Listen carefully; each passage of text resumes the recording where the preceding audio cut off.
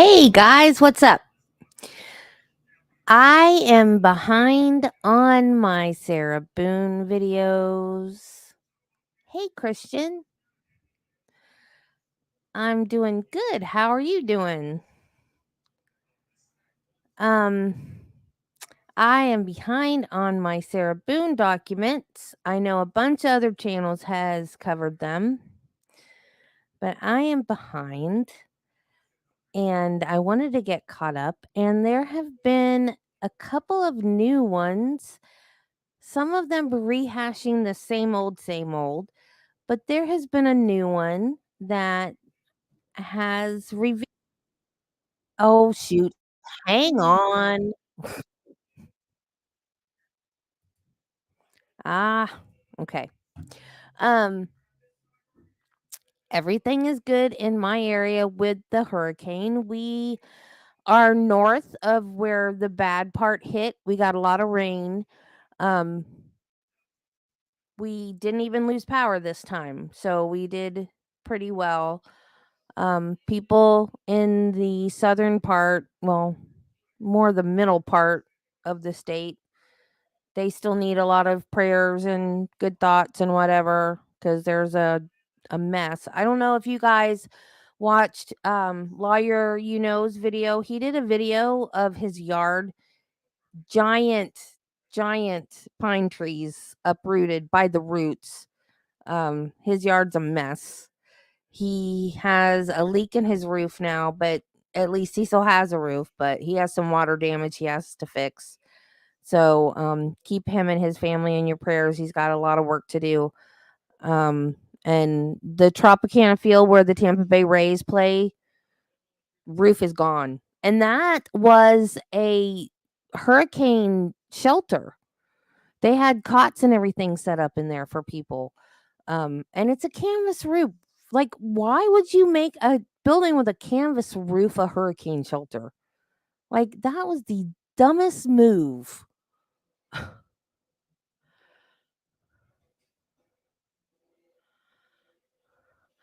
Good. I was worried about you, but I didn't know how to get in touch with you to find out if you were okay or not. So I'm glad. I'm glad you're okay. I did think about you. Okay, so there's one document. I'm gonna get the. I'm gonna try to go in order. Um, there is one document that has stuff in it that we've not heard about before.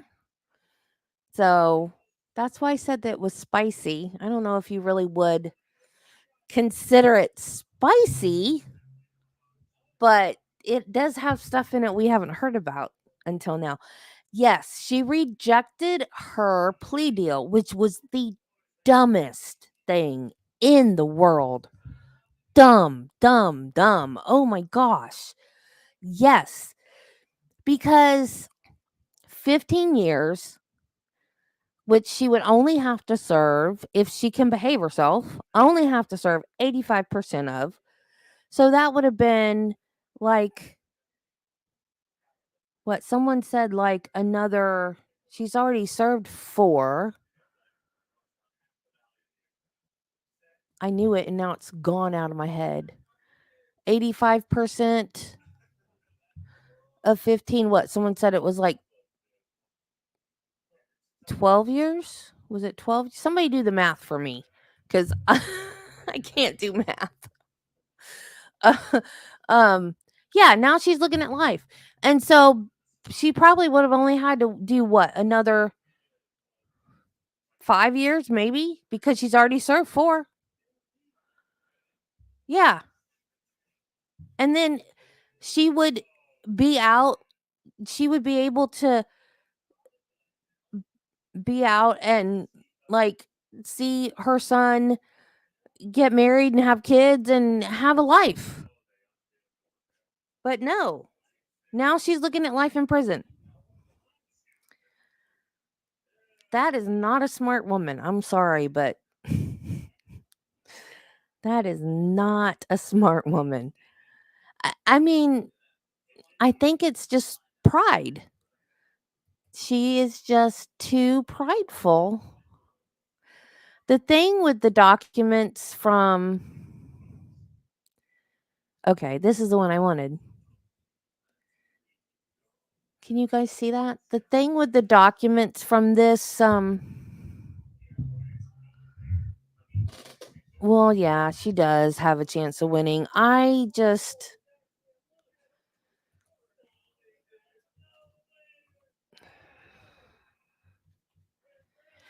that that one expert,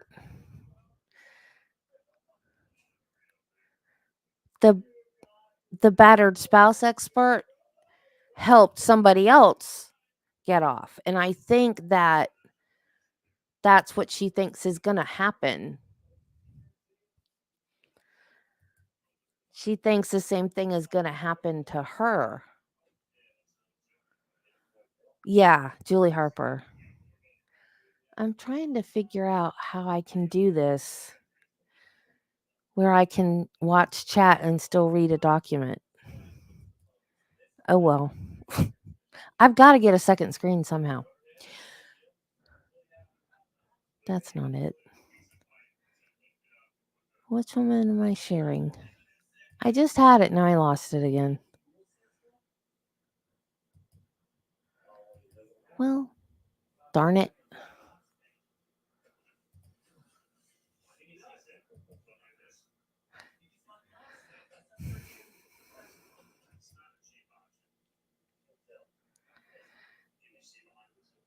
Yeah, Marsha Thompson. Hey, Draco. My phone is dead. I just went and plugged it in. Now I can't find.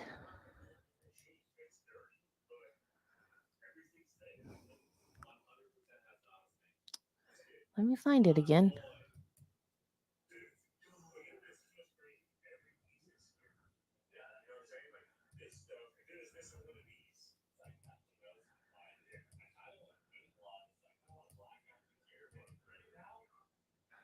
There it is.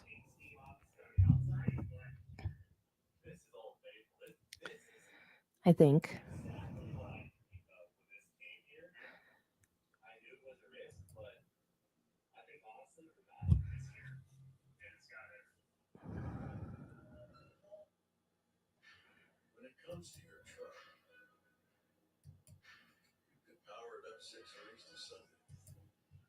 Okay.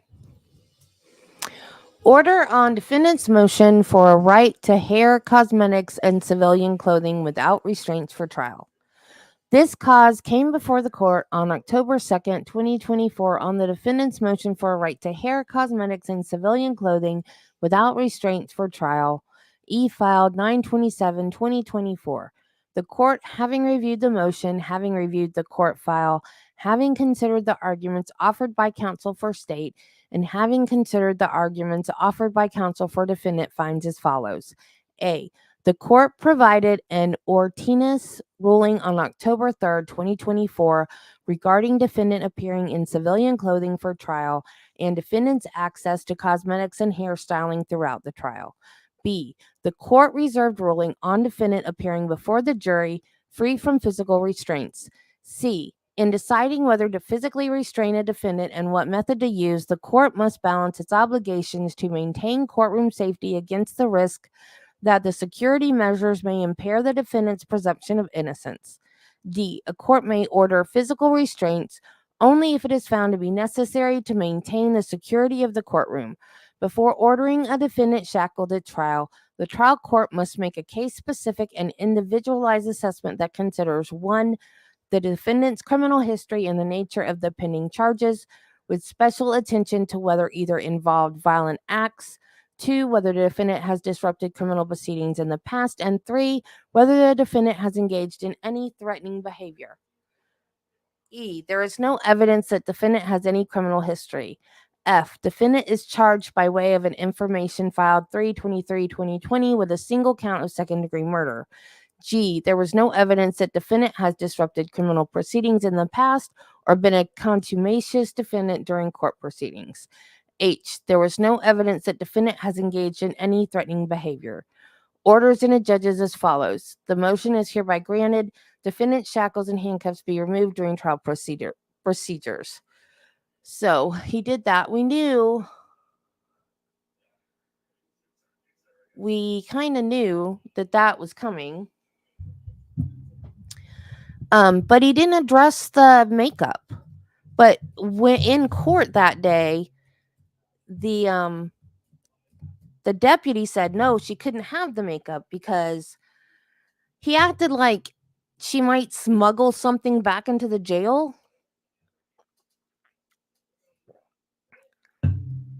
So she couldn't even have it on her face because she might smuggle something back into the jail, which I thought was kind of weird. And I guess they didn't specify shoes. So on the 7th, when she was in court, she had like the prison slides on or the jail slides on instead of like dress shoes. So he's supposed to submit an order asking for dress shoes, but I haven't seen it yet. So I don't know what they're going to do about shoes. And right. Well, there's a true crime. I don't watch her anymore because I don't really like her that much. Christina Randall.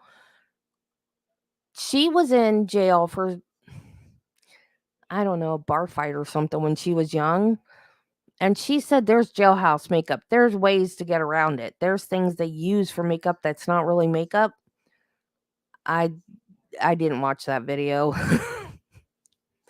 But why? Why isn't makeup allowed? Like, you can't kill somebody with makeup. I don't understand. I mean, I guess. I guess you could hurt somebody with like a brush, a makeup brush or something. Like if you turned it around, you could hurt somebody with it, maybe. I don't know. Anyway. So the next one was the one that everybody wanted to be denied, and it was. Is this the one? The 10-page one. Yeah, this one. Order on defendant's motion to suppress. There's a fly in here. It's driving me nuts. Order on defendant's motion to suppress defendant's statements at OCSO on defendant's amended motion to suppress defendant's statements at OCSO and on defendant's second amended motion to suppress defendant's statement at OCSO. This cause came before the court on October 2nd, 2024 on the defendant's motion to suppress defendant's statements e-filed 9/24/2024 on the state's motion to strike defendant's motion to suppress statements at OCSO and state's response to defendant's motion to suppress statements e-filed 9/27/2024 on the defendant's amended motion to suppress defendant's statements at OCSO e-filed 9/30/2024 and on defendant's second amended motion to suppress defendant's statements at OCSO e-filed 10/2/2024. The court, having reviewed the motion, having reviewed the response, having reviewed the amended motion, having reviewed the second amended motion, having reviewed the court filed, having considered the testimony and evidence offered by the parties, having considered the arguments offered by counsel for state, and having considered the arguments offered by counsel for defendant, finds as follows. Do you guys know, is that... Wait, am I sharing it? I'm not sharing it, am I? Would help if I would share it, wouldn't it? Do you guys know...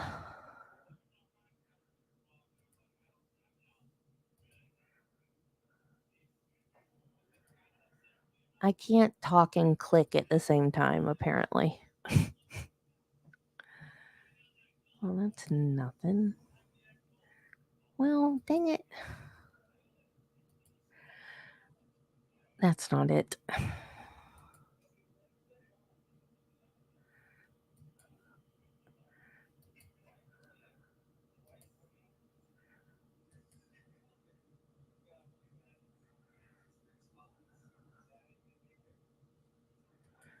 Oh, I got them all pulled up so I wouldn't do this, and I'm doing it anyways.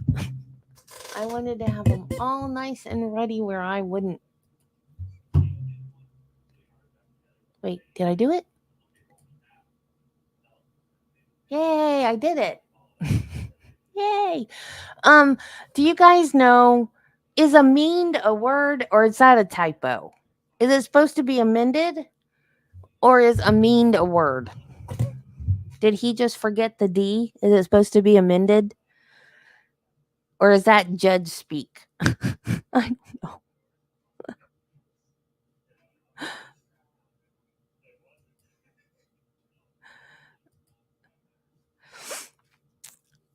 A. Defendant Sarah Boone is charged by way of an information filed 3/23/2020 with a single count of second-degree murder. B. On February 24th, 2020, defendant called 911 after finding her boyfriend, George Torres, deceased. C. Deputy Kayla Rodriguez arrived on February 24th, 2020 and spoke to defendant. D. Detective Copsel, a homicide detective with Orange County Sheriff's Office with 6 years experience as a homicide detective and a law enforcement officer since 2013, was the lead investigator of George Torres's death on February 24th, 2020. Detective Copsel arrived at the scene within 30 minutes to 1 hour of OCSO deputies arriving, was briefed, and performed a walkthrough of the apartment. Thereafter, a search warrant was drafted. E. Detective Kepsel then made contact with defendant outside of apartment for a few minutes and explained procedures of the search warrant. The search warrant was executed with CSI. Defendant's cell phone was collected after CSI documented the scene. Detective Copsel wanted to go through defendant's cell phone to corroborate defendant's story. Defendant signed a consent prior to the February 24th, 2020 interviews addressed below. Defendant Copsel did not look at defendant's cell phone, including any videos, prior to the interviews addressed below, as digital forensics did not arrive until approximately 7 p.m. Detective Copsel then made contact with defendant's ex-husband, Brian Boone. Thereafter, Detectives Copsel and Lowen had an interview with defendant in Detective Copsel's unmarked Nissan Pathfinder at approximately 5 p.m. Detective Copsel explained that she wanted to have conversation with defendant after walking the apartment. Detective Copsel testified that she would not have interviewed defendant outside of the unmarked vehicle, had no memory of using the words routine, and that everything was explained on the recording. The word routine is not used by Detective Copsel in any recording. F. Detective Copsel explained the purpose of this interview, including defendant's prior conversation with Deputy Kayla Rodriguez and Detective Copsel, and Detective Copsel's desire to get a further understanding of what happened last night and asked defendant more detailed questions. Thereafter, Detective Copsel began reading Miranda as follows. Detective Copsel, I am going to read you your rights, but it's just because that's how we do things, okay? So you do have the right to remain silent, okay? Do you understand that? Defendant, yes. Detective Copsel, anything you say may be used against you in court. You have the right to talk to a lawyer before and during questioning without charge. If you cannot afford a lawyer and want one, one can be provided for you without charge. One can be provided for you before question without charge. Has anyone threatened you or promised you anything to get you to talk to me? Defendant, no. Detective Copsel, do you understand what I just read to you? Defendant, yes. G. Thereafter, Detective Copsel interviewed defendant again after the initial digital recorder's memory was full. A second separate recording was initiated. Detective Copsell confirmed with defendant that no additional communications occurred prior to the second separate recording, and Detective Copsell inquired of defendant prior to the second separate recording, and Detective Copsell inquired of defendant prior to asking any other questions. You do understand that you don't have to speak with me if you don't want to, correct? To which defendant responded yes. H. After concluding the interviews, but before leaving, Detective Copsell had conversations with defendant about coming to OSCO the next day to address the pending autopsy, and the Detective Copsell would have more questions. Detective Copsell did not recall speaking about defendant's cell phone, but had defendant ask about getting the cell phone back, Detective Copsell would not have given a specific time frame for returning defendant's cell phone. Detective Copsell had no memory of receiving a call from defendant on the evening of February 24th, 2020. Have any of you guys I saw her testimony. That was weird. Um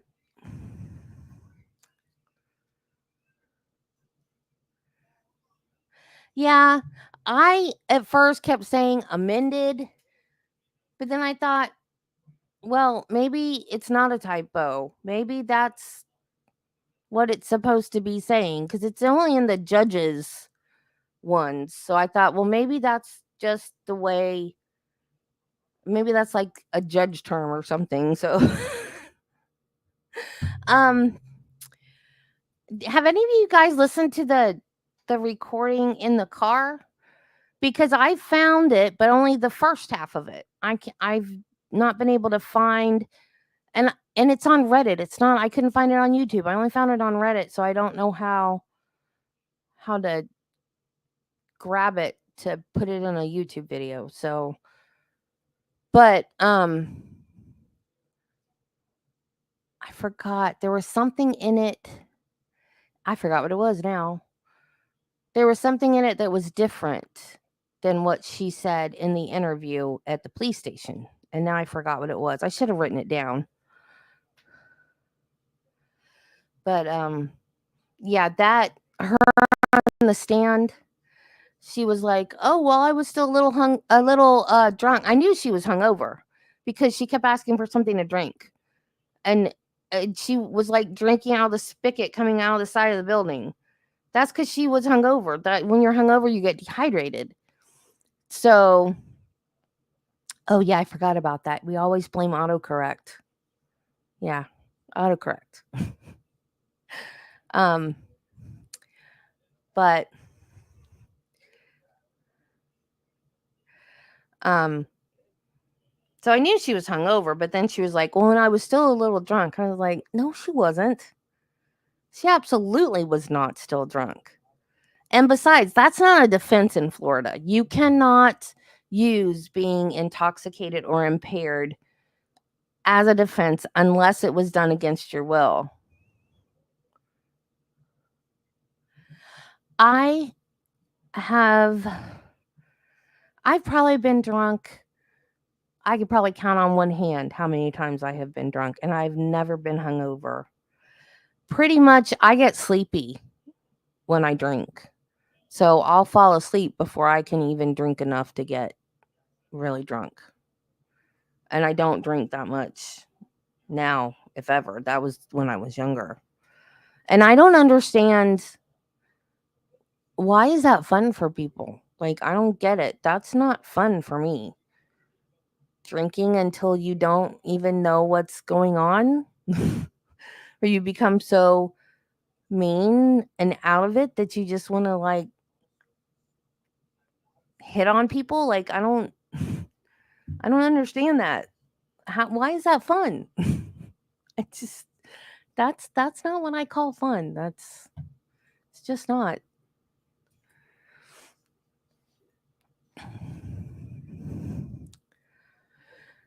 Okay.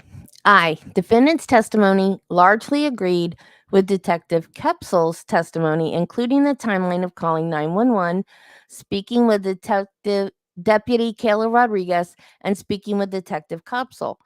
As to the February 24, 2020 interviews, defendant confirmed that Detective Kopsel explained that general questions would be asked. Defendant confirmed that she stayed on the scene 10 plus hours while the investigation was performed. Defendant's own testimony was that she was under the influence of alcohol from the night before at approximately 1 p.m. the next day. However, there was nothing evidencing defendant being intoxicated or under influence of alcohol when clearly speaking and interacting with Deputy Kayla Rodriguez. And if you listen to that video the night before, she was slurring bad. You could tell she was drunk, and she was totally with it the next day. Other than saying she was confused, I think she was confused because I honestly don't think that she was smart enough to realize that putting someone in a suitcase could suffocate them. You had a hangover when you were 7?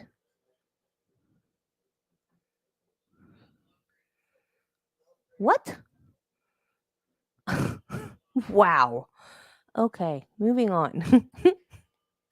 And here, when the footnote says, during this second separate recording, defendant used higher tier words, including compass mentis. She said that in the interview the next day, too. I wonder if she even knows what that means. I wonder if she just likes to throw that out there to sound smart. J. Defendant's statement of making a call to Detective Kopsel between 9:30 p.m. and 10 p.m. on February 24th, 2020 from her ex-husband's home does not line up with defendant's own timeline of staying at the scene 10 plus hours, which began at approximately 1 p.m. The court finds the statement lacks credibility. Defendant claimed that before they left the scene, detectives Kopsel or Lowen would return defendant's cell phone to the apartment.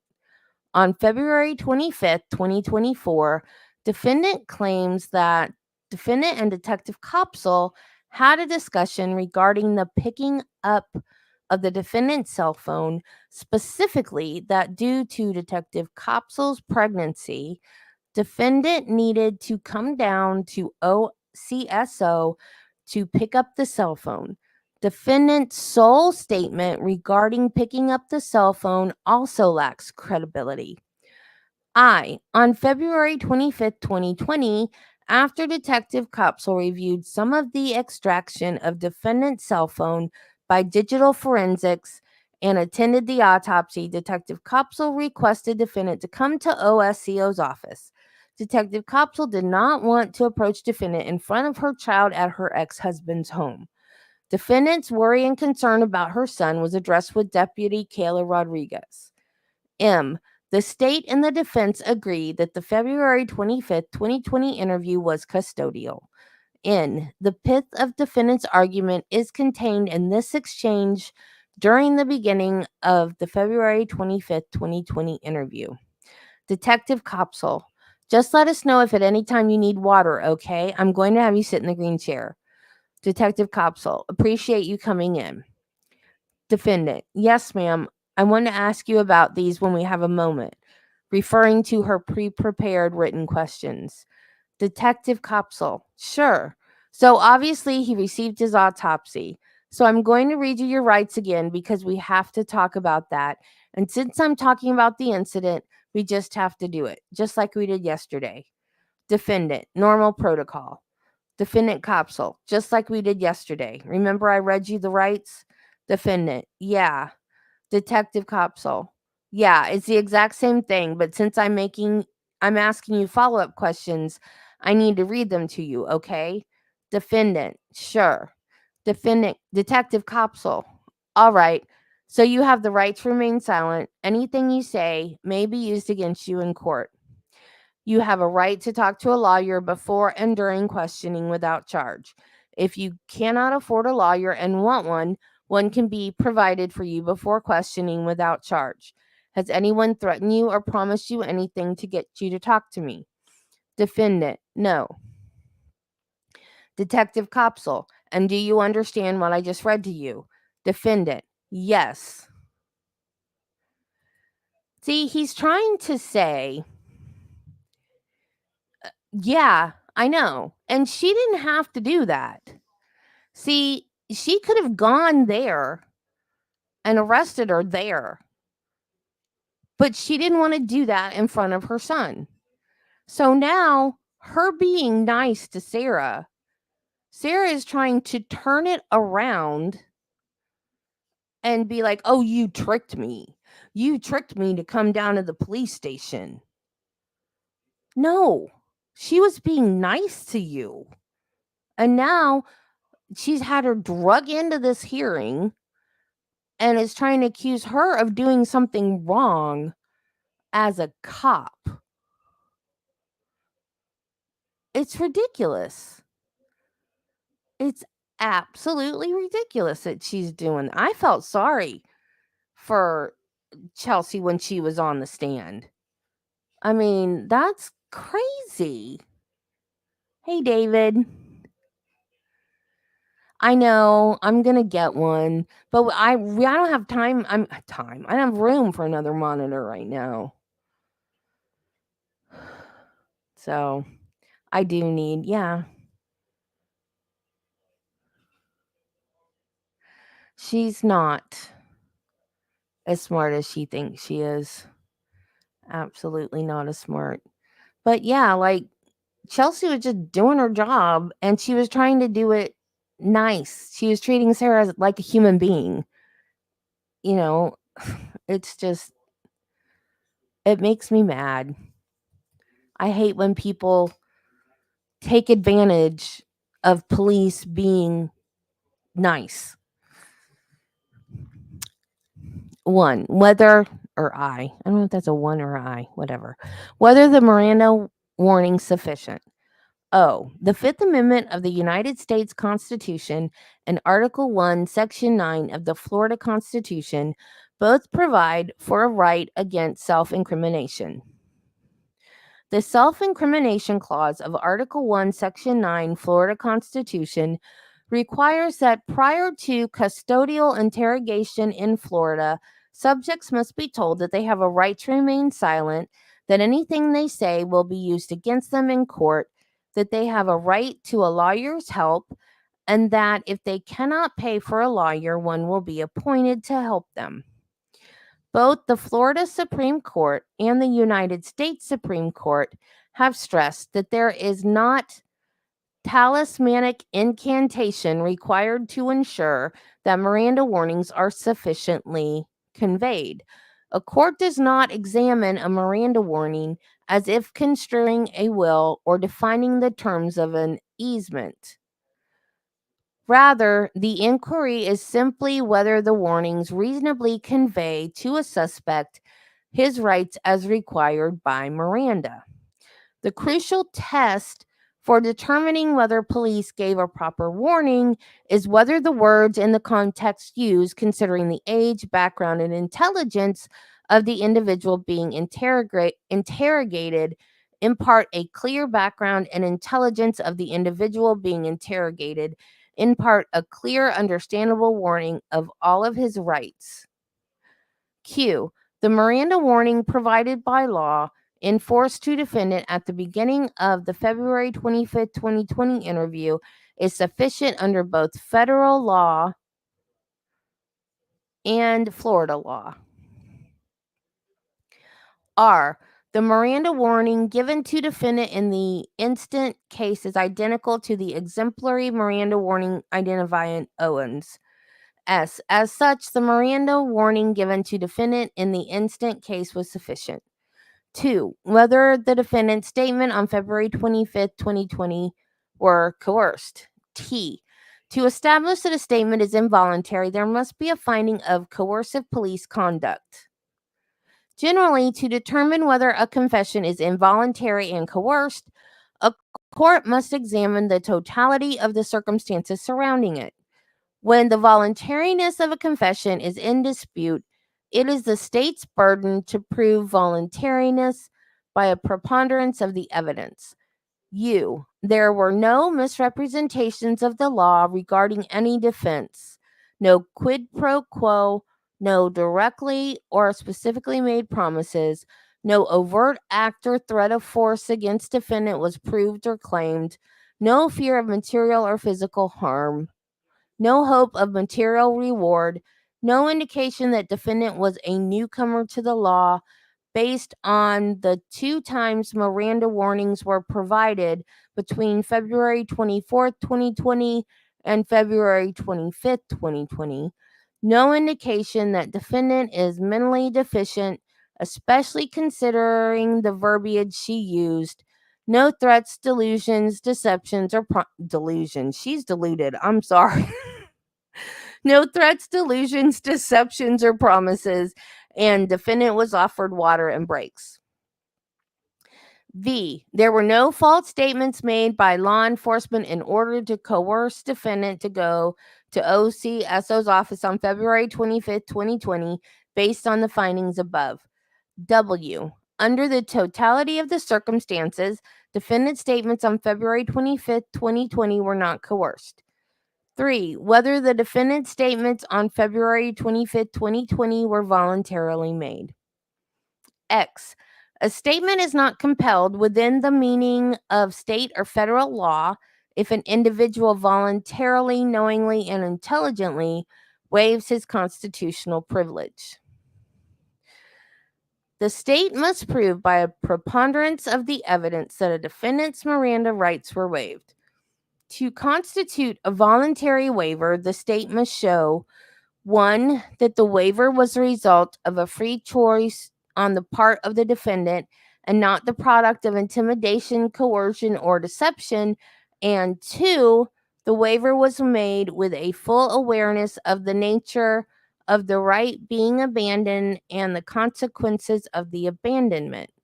Only if the totality of the circumstances surrounding the interrogation reveals both an uncoerced choice and the requisite level of comprehension may a court properly conclude that Miranda rights have been waived. Why? Facts relevant to consider include the manner in which the Miranda rights were administered, including any cajoling or trickery. 2. The subject's age, experience, background, and intelligence. 3. The fact that the questioning took place in the station house. 4. The fact that the interrogators did not secure a written waiver of the Miranda rights at the outset. Z. The Miranda rights were administered in a normal tone and cadence. There was no rushed or urgent speech. There was no delay in the administration of defendant's Miranda rights. The recorded February 25th, 2020 interview reflects the defendant understood and acknowledged that she understood her rights. Defendant acknowledged that she understood her rights.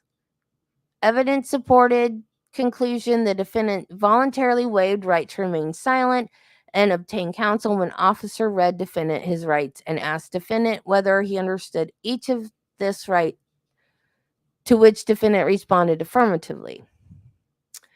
The court reincorporates its findings in U and V herein, which further show no cajoling or trickery. Defendant was 42 years old at the time she made the statements and appears to be of normal intelligence. The February 25th, 2020 interview did take place at OCSO's office and no written waiver was secured. Under the totality of the circumstances, defendant's statements on February 25th, 2020 were made with a voluntary, knowing, and intelligent waiver, and this waiver was the result of a free choice on the part of the defendant and was not the product of intimidation, coercion, or deception, and that the waiver was made with full awareness of the nature of the right being abandoned. Orders and adjudges as follows. The motion, the amended motion, and the second amended motion are hereby denied. Yay! Good choice, Judge.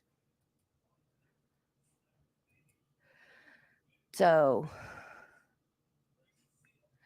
yeah, I know. I can pop it out.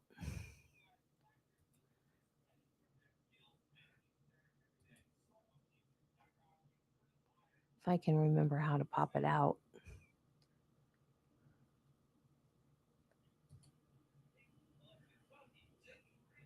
That might help. Well, where is it? I popped it out and it's blank. Oh, there it is.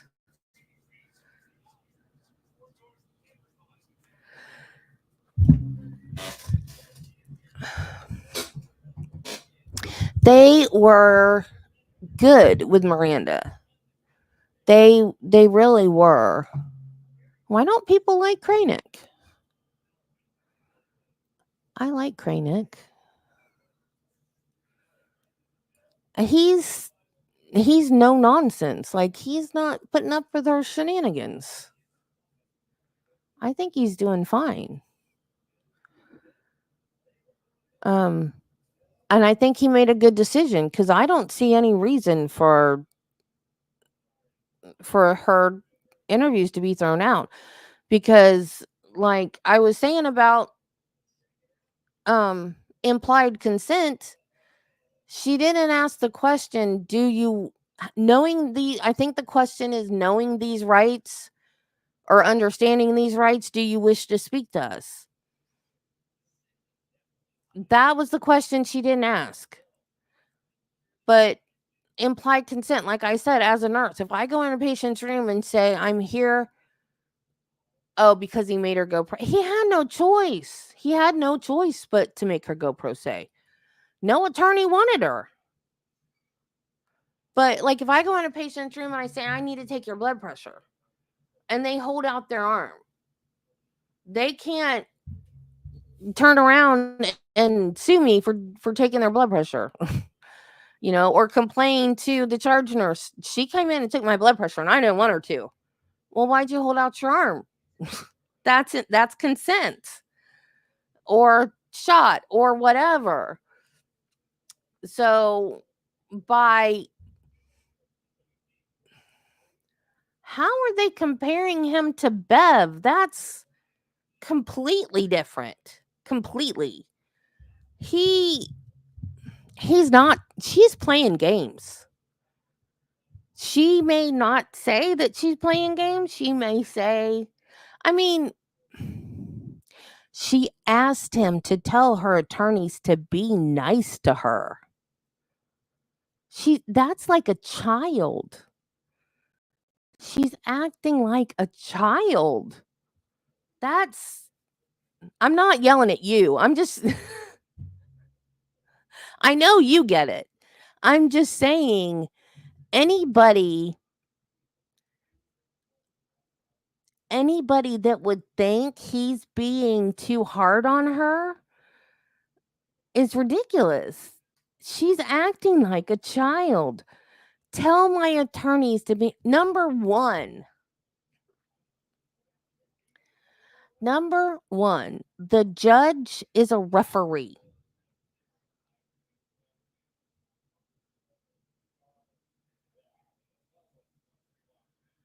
Well, yeah, you're right about that, Draco Amy. You're right. That is true. That is true. But see, that's what I said too when I first started using that implied consent as an example. I said, I don't know I don't know if that equates to the law. That's a medical example.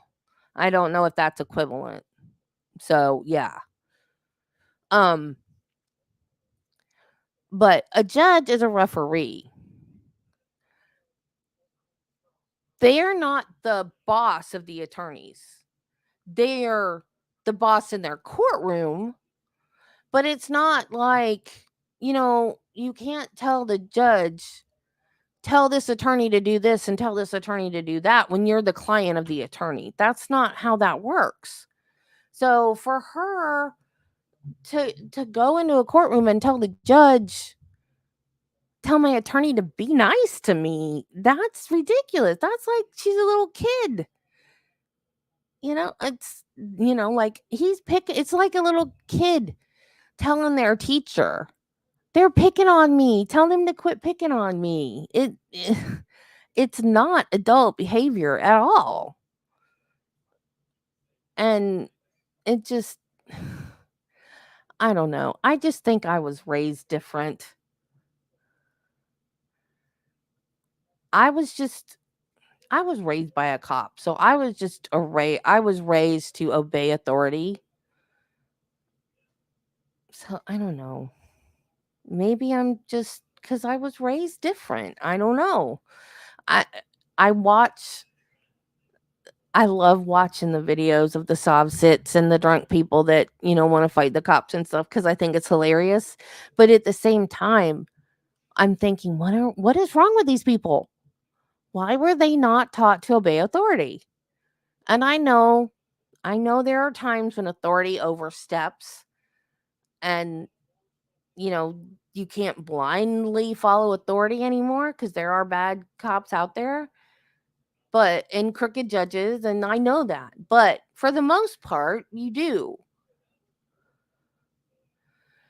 Well, and here, this is the let me see if I can figure out which document it is. Okay, I'm not going to read that one. Do you guys remember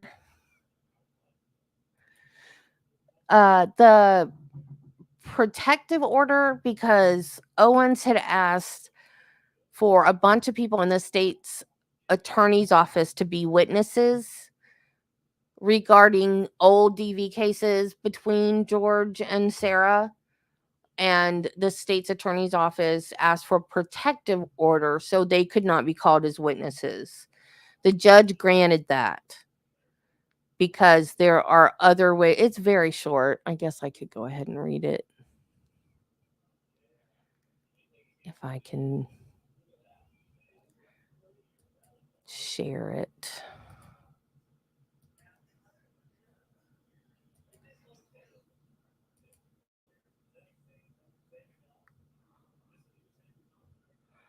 Nope. That's the wrong one.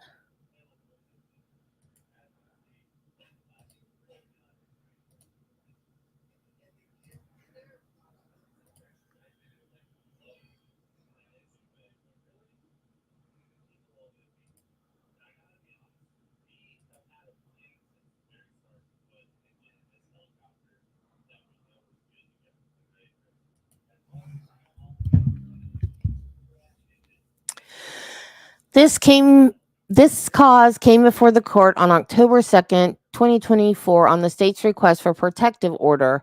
The court, having reviewed the request, having reviewed the court file, having considered the arguments offered by counsel, having considered the arguments, blah, blah, blah, orders and the judges, there are other legal avenues to present the evidence that are available to the defendant that do not infringe on work product. The request is hereby granted. So that was that. Because Owens wanted to call a bunch of people that it was improper to call. You can't call people that work for the state's attorney's office because he wants to get all this stuff in about how it was self-defense. So he's still trying to get parts of our interview thrown out.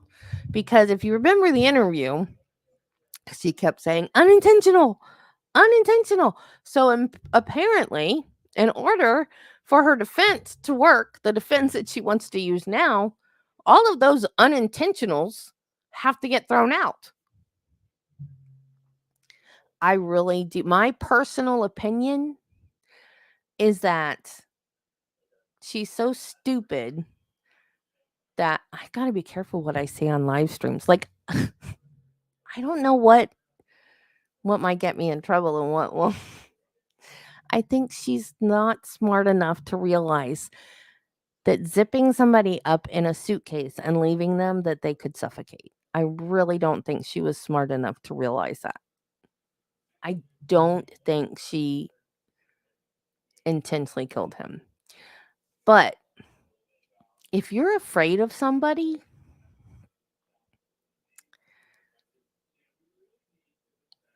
If she thought he could get out and she was afraid of what he might do to her if he got out, would she have just gone upstairs and gone to bed? Because if she was afraid for her life, if someone puts you in a position where you're all cramped up and uncomfortable and you're going to get mad at them, you're going to beg them to let you out. What are you going to do when you finally get out of that position? You're going to go after them, right? So, excuse me.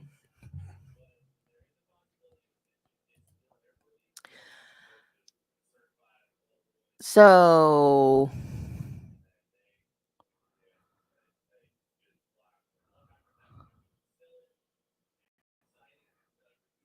what did she think was going to happen when he got out if she was afraid of him?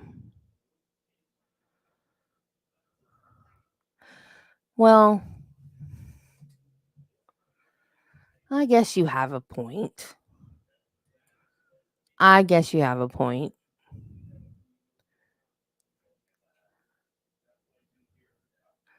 I'm a nurse. That just seems like common sense to me, but I'm a nurse and I understand how the body works. So I guess I'll take that back. I guess that's not stupidity. I guess that's more ignorance, not stupidity.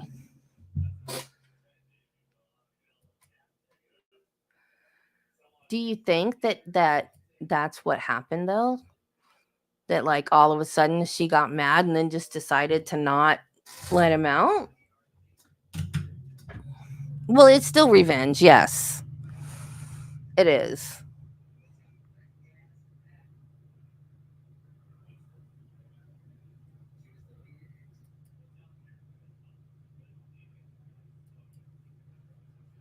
I don't think so. I think you still have to be a member. Because you can be a mod and not be a member. But I don't know for sure.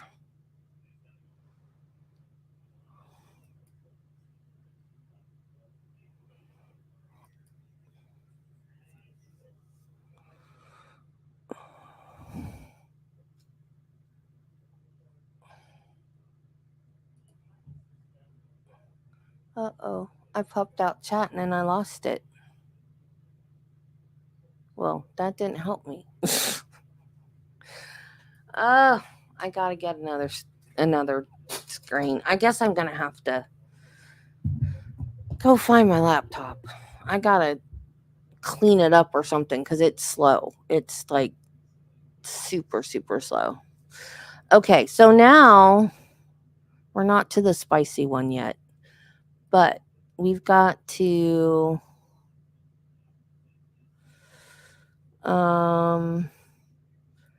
okay, this is the defenses. If I click on the right one, because all these say no, and I'm going to star this question because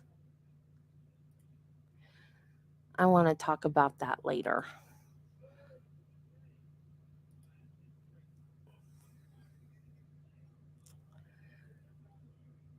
No, that's the state's response. Dang it. On this clerk of the court website, it just says doc. It doesn't tell you what the documents are until you open them. So I can't ever find what I'm looking for until I click on it, and then I click on the wrong one.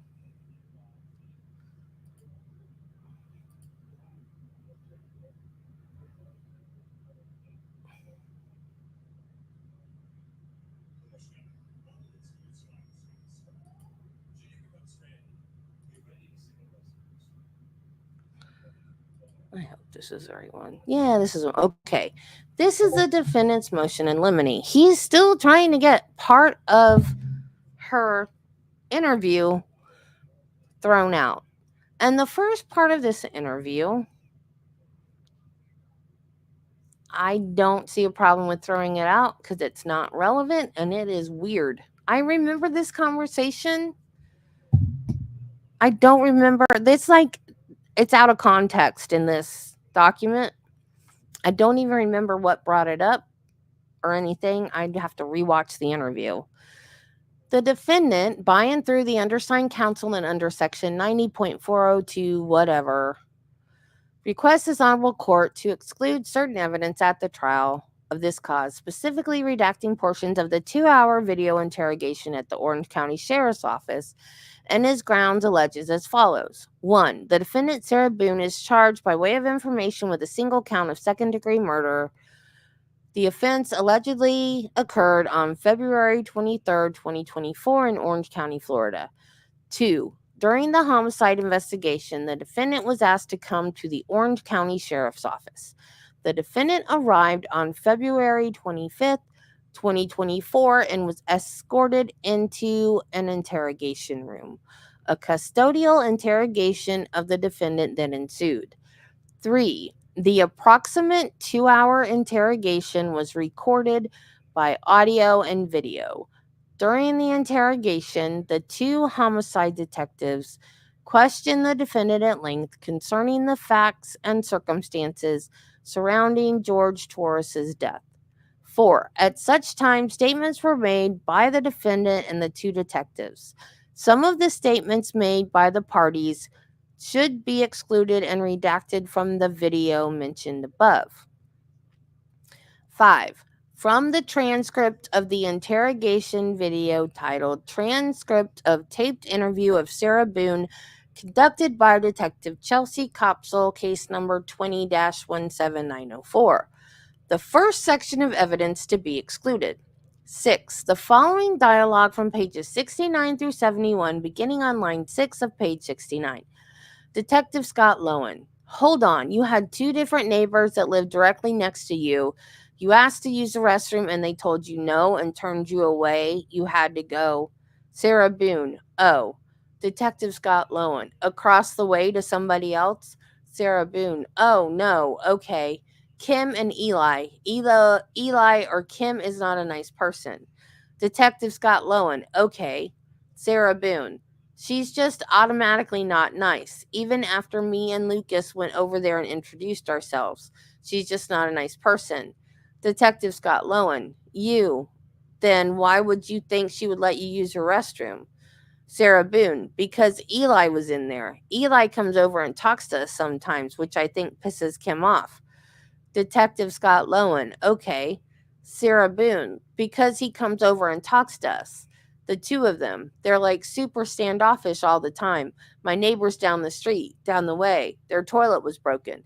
They had stuff in the bathroom. So then they're Detective Scott Lowen. Bathrooms. Sarah Boone. Like, go over there and try over there. Detective Scott Lowen. There's 2 bathrooms, so both their bathrooms.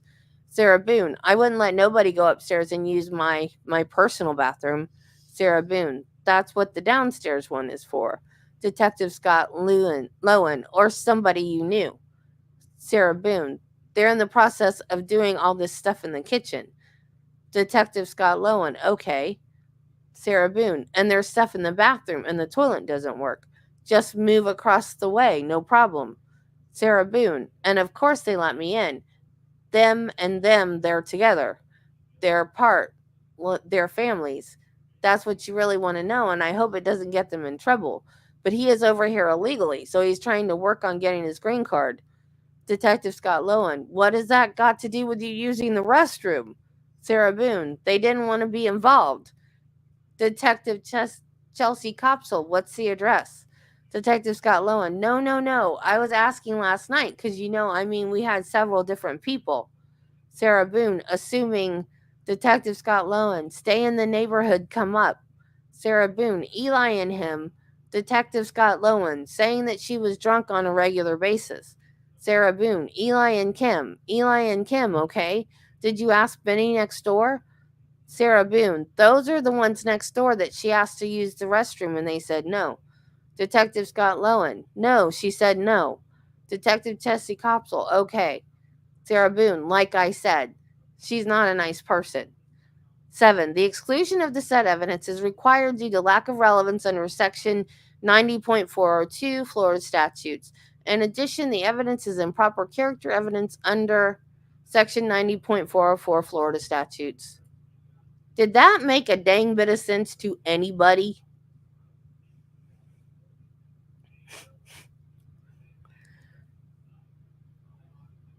What's a dry drunk?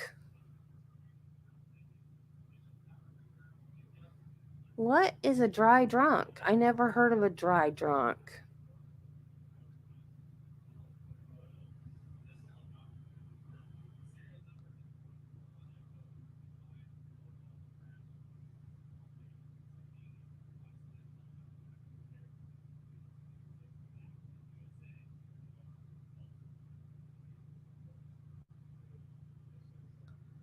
That whole thing. Oh, maybe it means an alcoholic that doesn't drink anymore? Maybe? I don't know. That whole thing is like, it makes no sense. It's like, why? It's not relevant.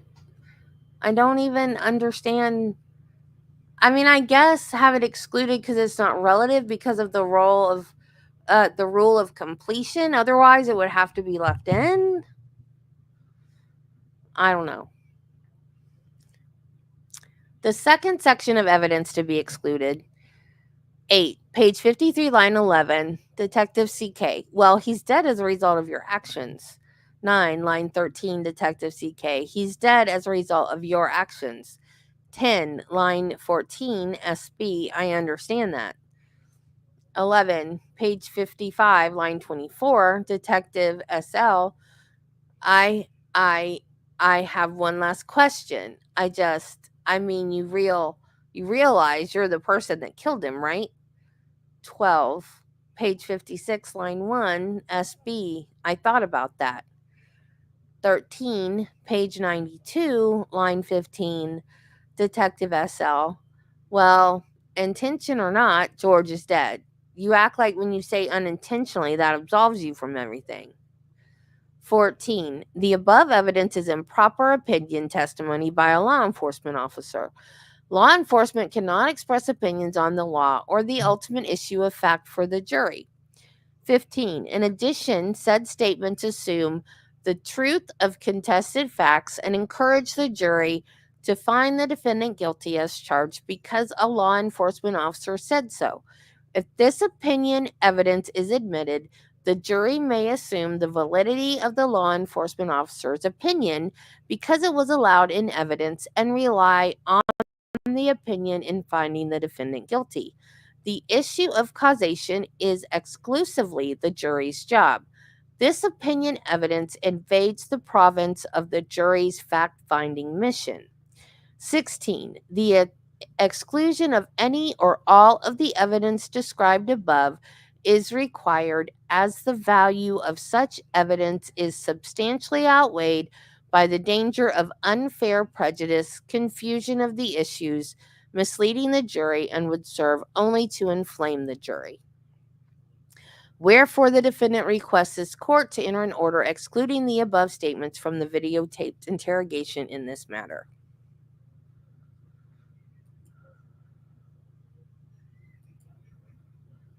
Okay, this is the state's response.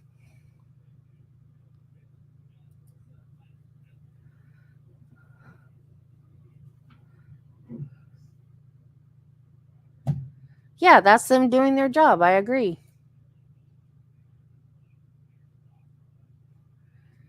I absolutely agree. That's them doing their job.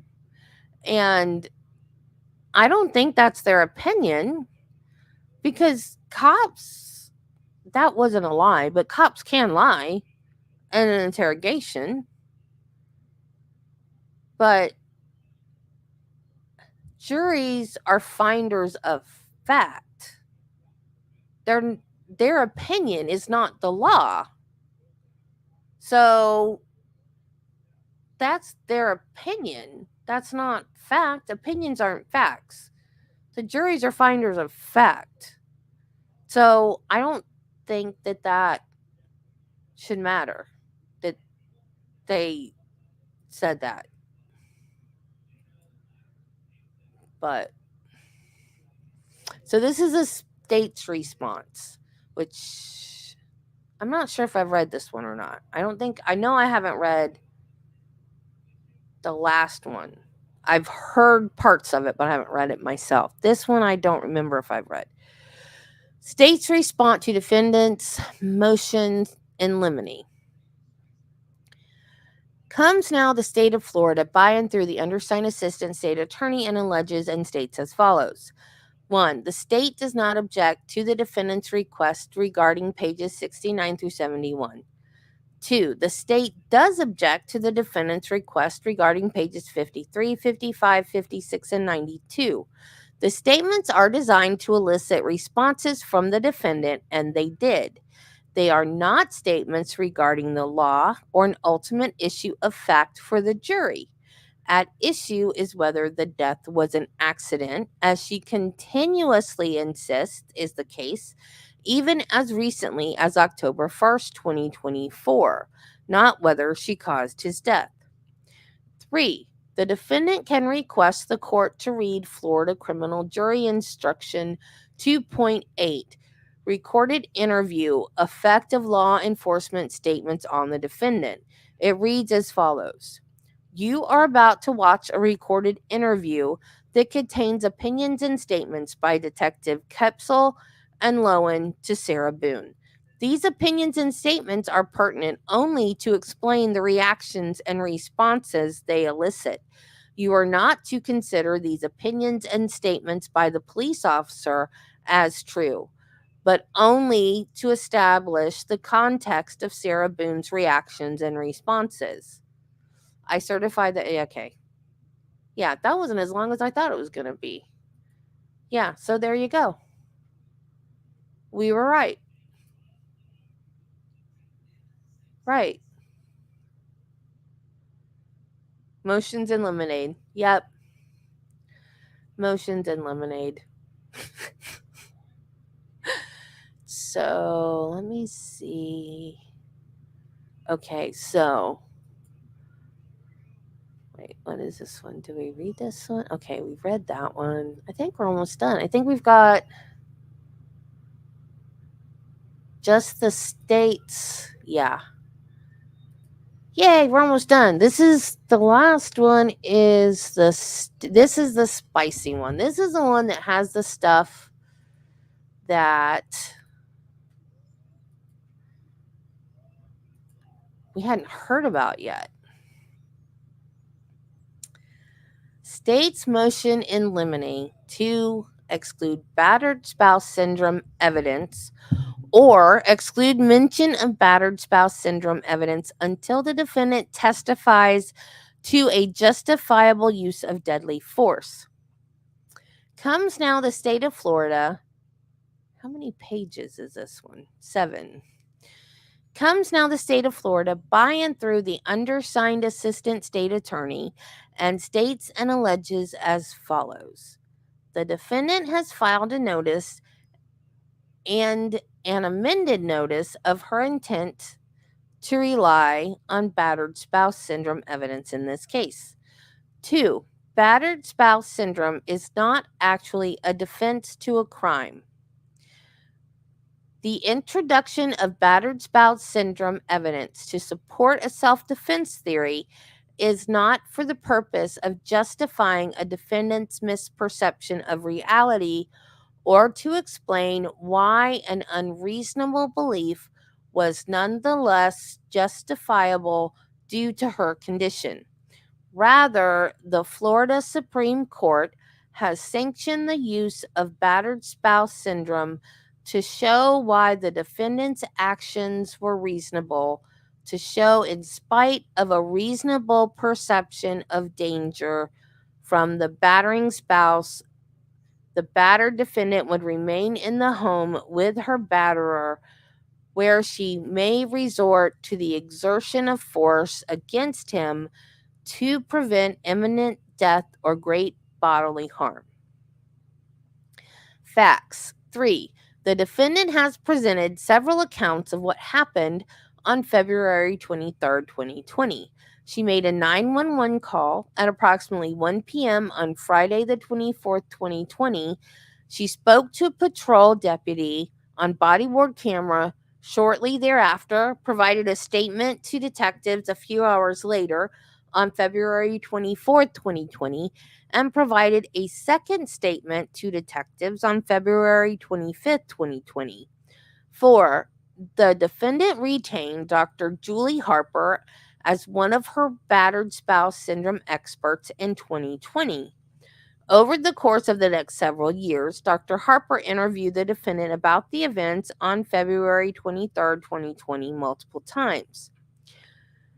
Exhibit A at the hearing on this motion will be Dr. Harper's deposition, which was taken on October 1st, 2024. The state would direct the court to pages of the deposition for the defendant's statements about February 23, 2020.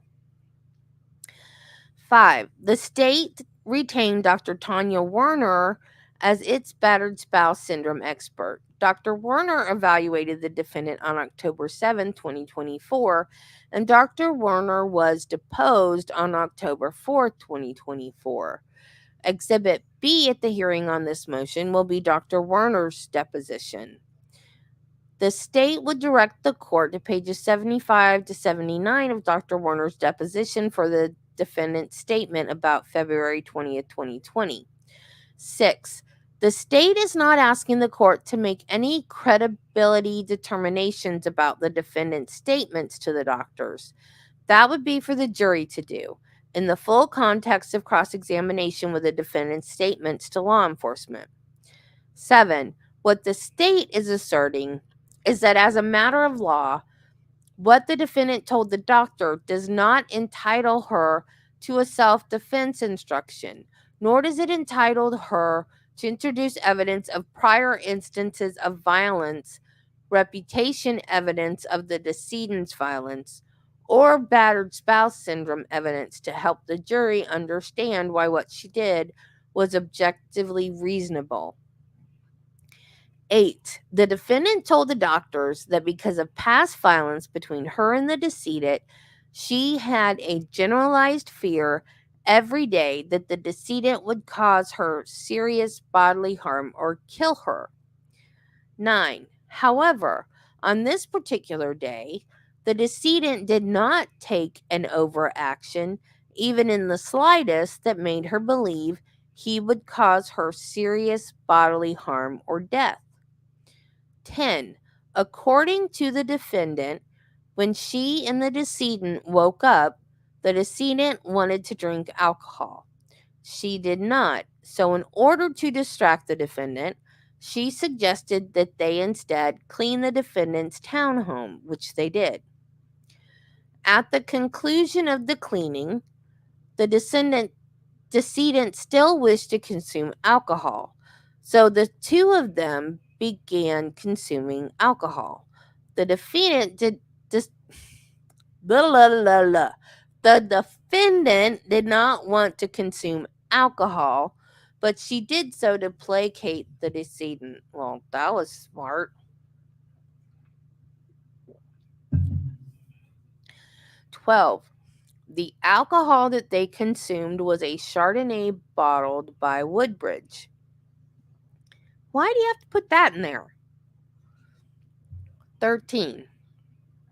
In order to prevent the decedent from becoming sad or upset, she kept him diverted by smoking cigarettes with him, drinking, enjoying each other's company, perhaps using the dartboard on her porch, and doing arts and crafts and puzzles. Would you play darts with somebody you were afraid of? Unless they were Nerf darts. 14. Although it apparently would upset the decedent, the defendant suggested he call his daughter, who did not like talking to him when he was drinking, or that he call his brother to tell his brother that the decedent had dragged the defendant down the stairs the night before. 15. Having done these playful activities for numerous hours, There came a point where the defendant and decedent were sitting on her couch in the downstairs living room, and the decedent tagged her and said, "You're it." From past games of hide and seek, the defendant understood this to mean that he wanted to play hide and seek. She begrudgingly engaged in this game, as with everything else, to placate the decedent. 16. She ran up to the shower. After becoming cold and perhaps some misunderstanding about the rules of hide and seek, she left the shower upstairs and returned downstairs to find the decedent placing himself in a suitcase to hide. At the time of his death, the decedent was only 103 pounds and had a blood alcohol level of 0.138. Good gravy Marie. Woo! 103 pounds and a level of 0.138. Man. 17. The defendant saw him doing this and decided to zip the suitcase shut while the decedent was inside it. They were both laughing, and there was still no animus between them on this day. The defendant states she did not zip it completely shut. The decedent was able to poke a couple of fingertips through the gap left by the zipper. 18.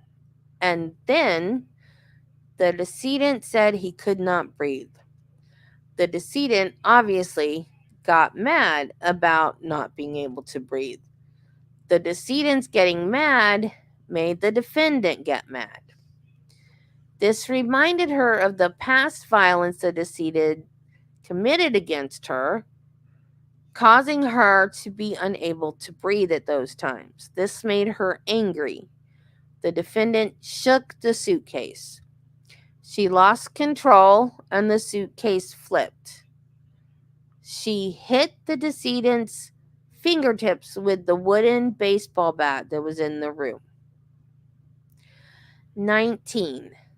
Now, after having committed the independent forcible felonies of aggravated assault, aggravated battery, and the non-forcible felony of false imprisonment, the defendant believed the decedent would kill her. 20. Despite believing the decedent would kill her, the defendant flipped the suitcase over so it was right side up, and she believed the decedent would be able to let himself out. 21. The defendant's specific intent was for the decedent to feel like what it was like for her to choke and not be able to breathe. She intended for him to feel this for 2 minutes and believed he would let himself out. And when that happened, if she died, she died. 22. She did not intend to kill him, and she did not believe that leaving the decedent in the predicament she placed him in would kill him. His death was an accident. Legal analysis. 23. Battered spouse syndrome evidence is inadmissible if the defense is an accident rather than self-defense. The defendant's testimony is that she intentionally zipped the suitcase out of levity and while kidding around with the decedent during a friendly game of hide and seek. Then, when the decedent informed her that he could not breathe, she intentionally decided, out of anger, to make him feel like he's trapped in there for a couple of minutes while she beat and shook the suitcase and hit his hand with a baseball bat. This is aggravated assault, aggravated battery, and false imprisonment. She stated that she flipped the suitcase right side up, saw that the defendant could get 2 fingertips through an opening, and she went upstairs to bed, believing he would be able to get out in a couple of minutes. She had no intention to kill him, no intention to leave him trapped inside of the suitcase, and she did not even comprehend that he could die from this. Called it. I knew that. The defendant is thus still saying that the decedent's death was an accident, and she is not entitled to an instruction on self-defense or to supplant a self-defense case with reputation evidence, specific instances of past violence, or battered spouse evidence. The defendant's statement that she perpetually lived in a state of fear of the decedent is not sufficient to allow for a self-defense instruction, and all of the ancillary evidence of reputation testimony, specific acts of past violence, or battered spouse syndrome testimony. However, before a defendant may introduce evidence of the victim's character, he must first show there was an overt act by the victim at or about the time of the incident that reasonably indicated a need for self-defense. 25. Prior to the defendant committing aggravated assault, aggravated battery, and false imprisonment, there was no imminent threat from the decedent. You can't just attack somebody as they walk into their front door and slash their throat with a knife because 2 days prior they sent you a threatening text message. 26. If this evidence is improperly admitted, it would be a departure from the essential requirements of the law, which would result in irreparable harm that cannot be corrected by a post-judgment appeal. 27. The state acknowledges that the defendant is entitled to change her story yet again.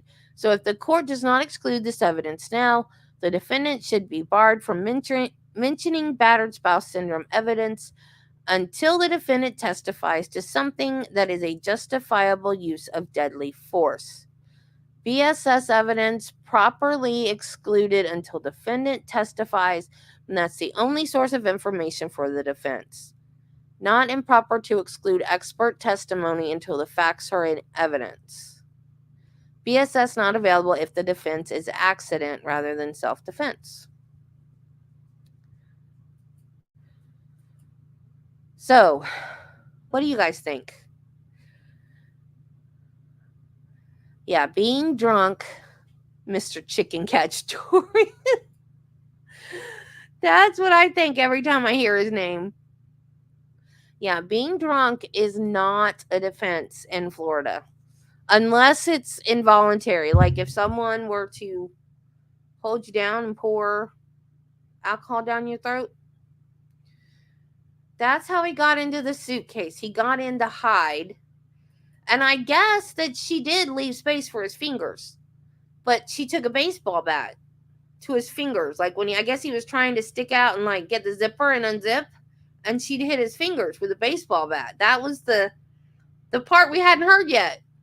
So he tried to get out and she forcibly was hitting his fingers. And then I guess he quit trying and then just was calling out her name and being like, babe, I can't breathe. Sarah, I can't breathe.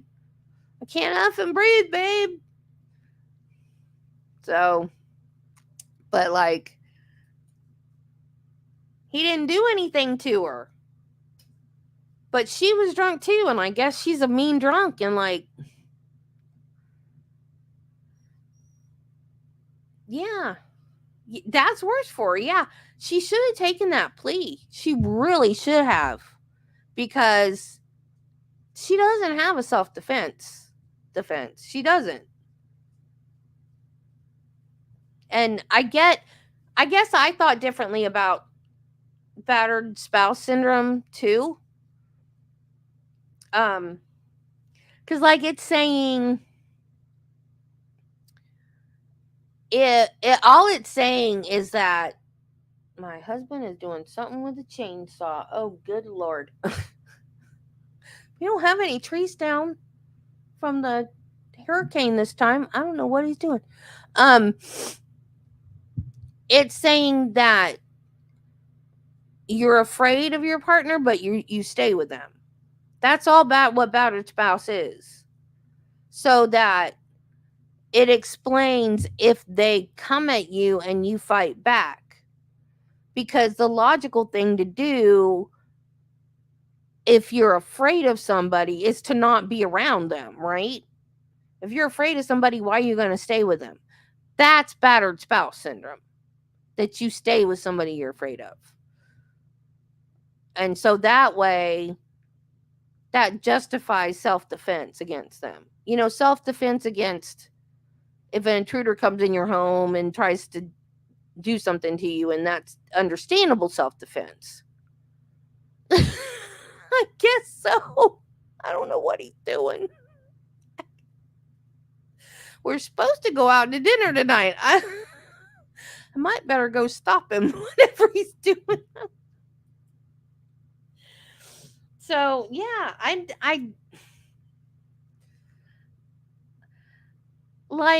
would have. It was an accident. Like, why can't you just say? Well, she did just say it, but and she told a neighbor. I heard this. I don't remember where I heard it. I mean, obviously, I heard it on YouTube somewhere, but like, I don't know where on YouTube. She told a neighbor that she was teaching him a lesson and it got out of hand. So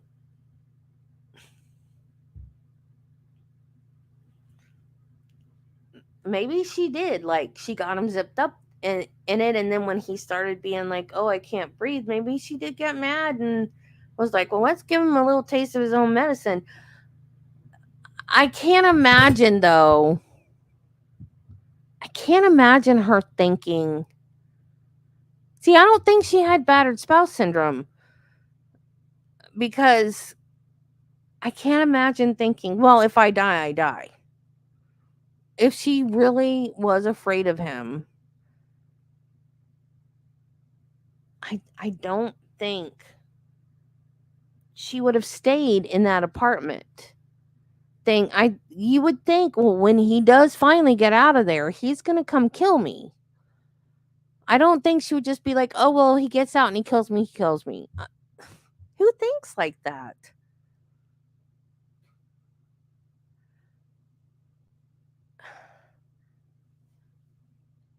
See, my thoughts was that because she kept saying it was an accident, and I kept saying the reason why her lawyers keep quitting is because they want to use the battered spouse defense. And in order for that to work, she has to say she did it on purpose. And she's never going to admit that she did it on purpose. So I was thinking that's why all her lawyers kept quitting. But apparently, that's not why. But what was weird was that a couple of her attorneys kept saying that there were ethical grounds. Like, she was wanting them to do stuff that was unethical. But we don't know what that was, because of course they can't say what it was. And I would just love to know what it was that they wanted, what she wanted them to do. I cannot wait for this trial. I hope jury selection doesn't take too long. I'm thinking Monday and Tuesday. I hope opening statements are Tuesday, like late in the day Tuesday, and that witnesses start Wednesday. Or at the very least, at the latest, that opening statements start Wednesday. So, but I'm all caught up in the documents now. Hey, okay, so like the motions in limine, do they have like a hearing on the motions in limine before jury selection, after jury selection? When does the judge make decisions on that?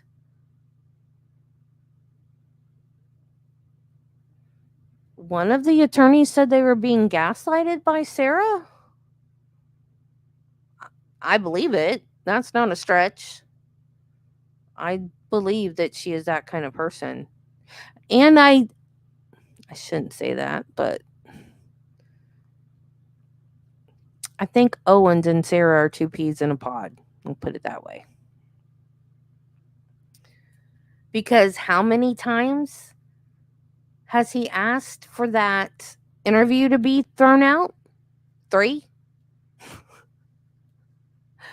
He doesn't take no for an answer. Okay, the question about the Menendez show. I was gonna watch it. I got Netflix back for the Devil Made Me Do It. What was the name of that documentary? The Devil on Trial. I finished my episode. I have not uploaded it yet. I will upload it probably later today. But I got Netflix back to watch that documentary, and then I was going to watch the Menendez one, and I saw something on YouTube. I just saw the thumbnail. I didn't watch it, but it was something about, I think Eric, one of the Menendez brothers, I think it was Eric, was upset with the series because they were portraying them in a bad light. So then I was like, oh, I don't think I want to watch it because you guys know how I feel about the Menendez brothers. I think they have been punished enough, and I don't think they should have gotten life.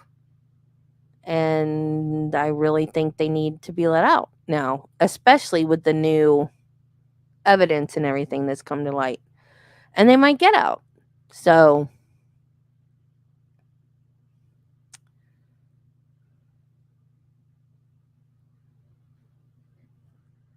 who's Ryan Murphy? I don't know who Ryan Murphy is. Oh, it was Hobson that said gaslighting?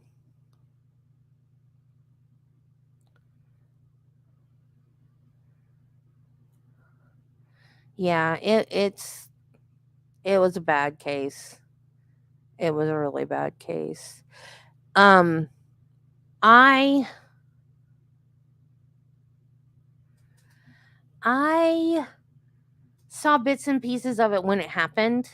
Like I didn't watch every single minute. Oh, okay. Um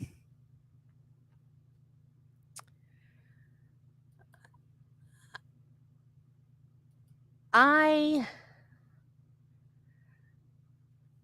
I don't I don't think they were justified, but I think that they, in their head, that was the only thing they knew to do to get out of that situation, because the whole family knew about it. The whole family knew. They may not have known details, but the whole family knew the way they were treated. And nobody wanted to stand up to Jose.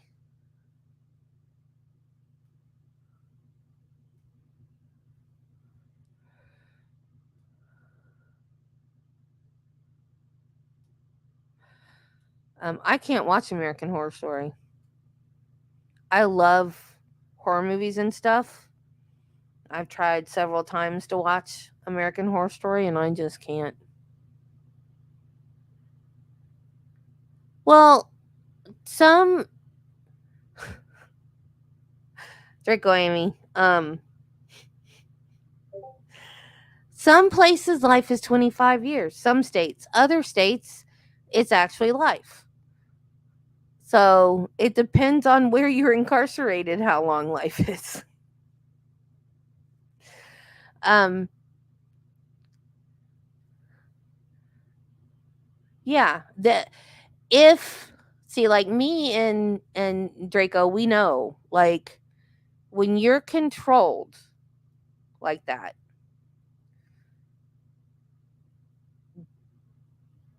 sometimes there's no way to get away from it. If my mother had not died when I was 21, I wouldn't have killed her,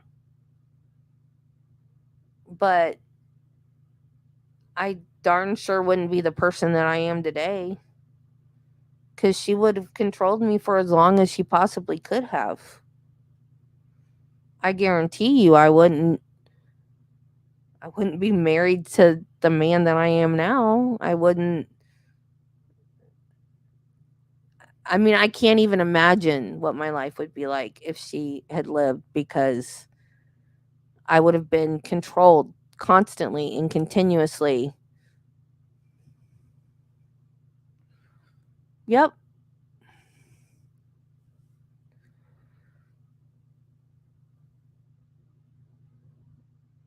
Yeah. It was an extremely premeditated, no matter how you look at it, it was an extremely premeditated crime.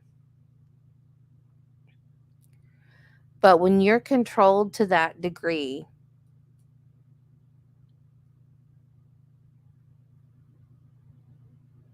okay, we gotta we gotta stop. Gotta stop.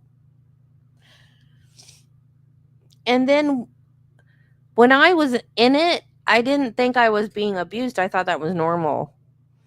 And I didn't even realize it till I was an adult and telling people about it. And they were like, Debbie, that was abuse. I was like, no, it wasn't. My mom loved me. No, Debbie, that was abuse. And I just think back, at 21, I hated that I lost my mom so young. But when I look back now, I'm like, maybe that was for the good for me, better for me. So, and I think that's why I feel for them so much.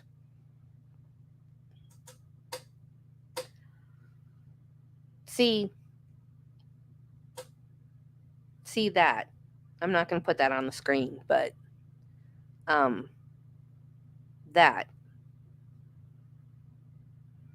I have, yeah, I've had those thoughts. I've never done it, but I can remember, yeah, like my mom would call guys that I dated and tell them to leave me alone. Yeah, she would call. I have memories of driving my car and seeing a tree and thinking, I can just drive right off the road into that tree. Yeah, she didn't like a guy I was dating. Just call him up.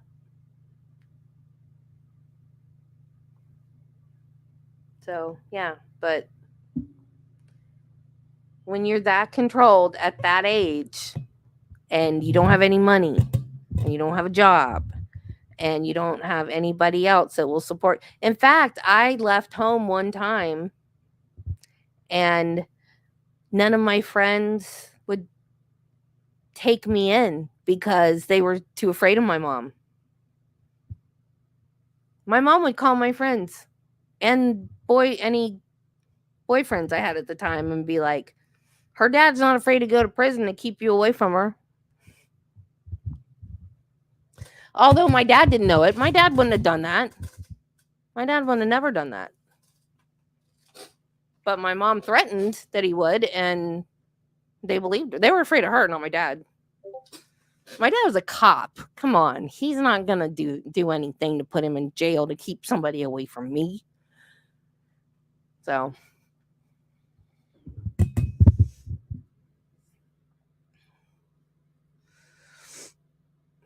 yeah, I did. Well, like I said, my mom, I was 21. I worked for my mother. That was the life experience I had. I was a preschool teacher. I had a job, but I worked for my mom. So yeah, I know. I didn't mean to get into the trauma dumping either. But like, I guess that's why I feel for the Menendez brothers like I do, because no, I did this during the trial too, because I get it. You don't know what to do. You're stuck and you don't know how to get out of it. And what they were going through, I tell people I wasn't physically abused. I was. It wasn't to that extreme, but like my mom wore great big giant.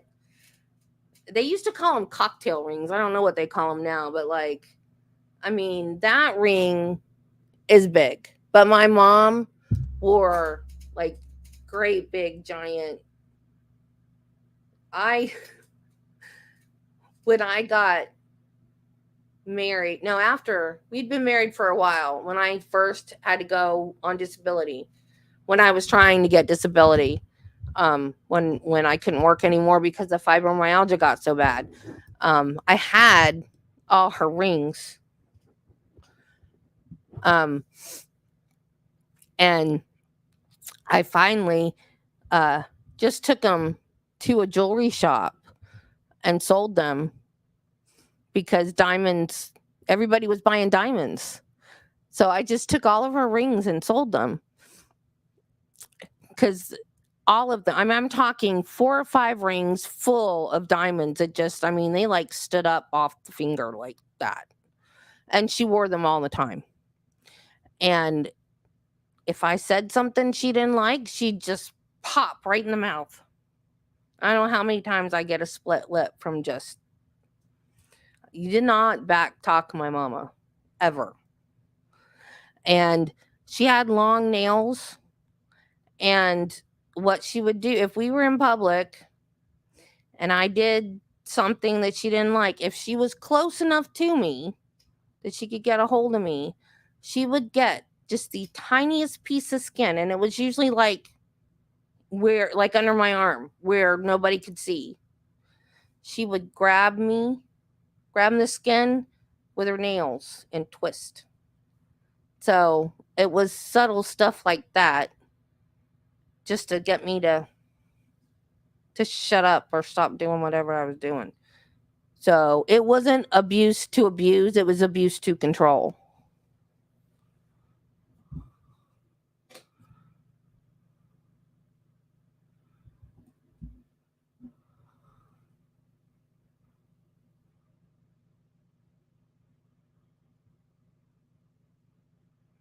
Yeah, and I'm glad though. And I said it when we were watching the trial. I'm glad that so many people don't understand it. Because if you don't understand it, it means you haven't been through it, and I'm glad for that. Because I don't want people to understand it. I don't want people to have gone through it. And what makes me even sadder is that I do know that my mom loved me, and she went through it worse than I did with her parents.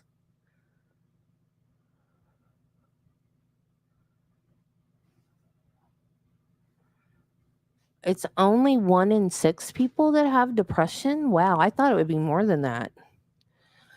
But I'm a lot better now than I used to be. Even we've been married 17 years. Even when we first got married, I still had depression pretty bad. Um, it came to a head. I took a medication. What was it? Gabapentin. And I have been on gabapentin before and it didn't do it. They put me back on gabapentin and it was awful. And since I have come off of it, I immediately stopped taking it. And I've become more aware of the depression since then. And I'm still on my medicine, but I don't know what happened. I don't know. I think I got so scared when that happened that I became more aware of it, and becoming more aware of it has helped me overcome it more. I don't know. I don't know how to explain it, but I'm a lot better now. Well, and I went to counseling too for a little while. So that helped a lot too. So, but yeah, I hope they get out though. I don't think they'll ever do anything like that ever again. I also have this thing that I think you need to look at the crime too. Are they likely to ever do it again? No. People that are dangerous to society, people that might do it again, they're the people that need life. The people that aren't a danger. See here, okay, for instance, look at people that have like 3-4 DUIs and they just keep letting them out. They need life. They keep drinking, they keep driving. They're a danger to society. Why are they out running around still drinking and driving? Oh yeah, Dr. Lucille. or what was that chick's name? I forgot her name too. Johnny Epp. Amber Heard's lady.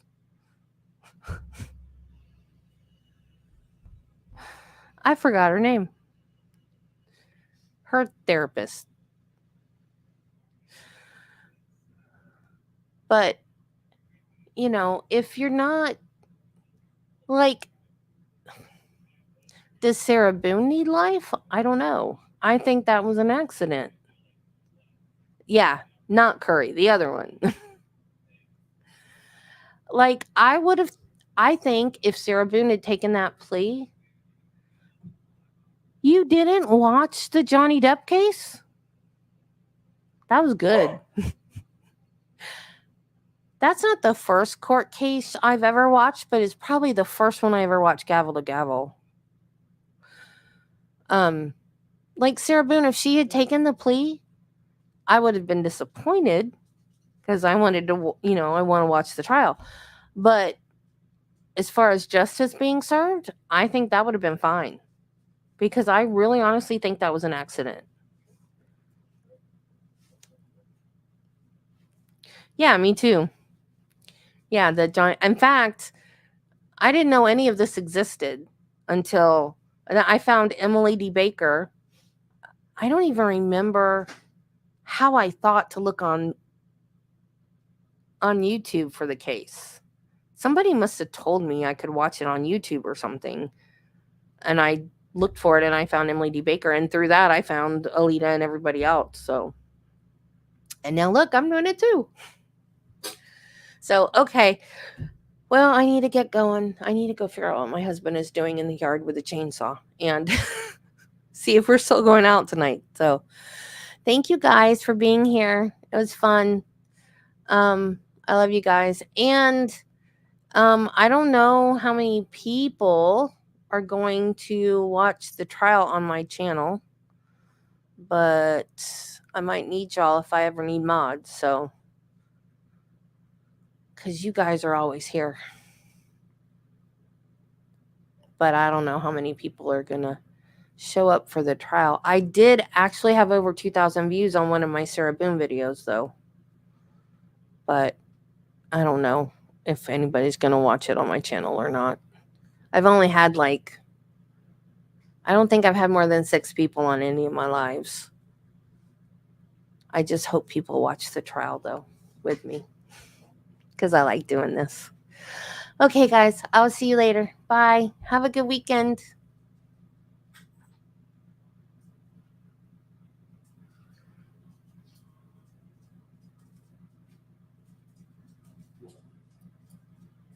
Don't forget to open the door for the shadow.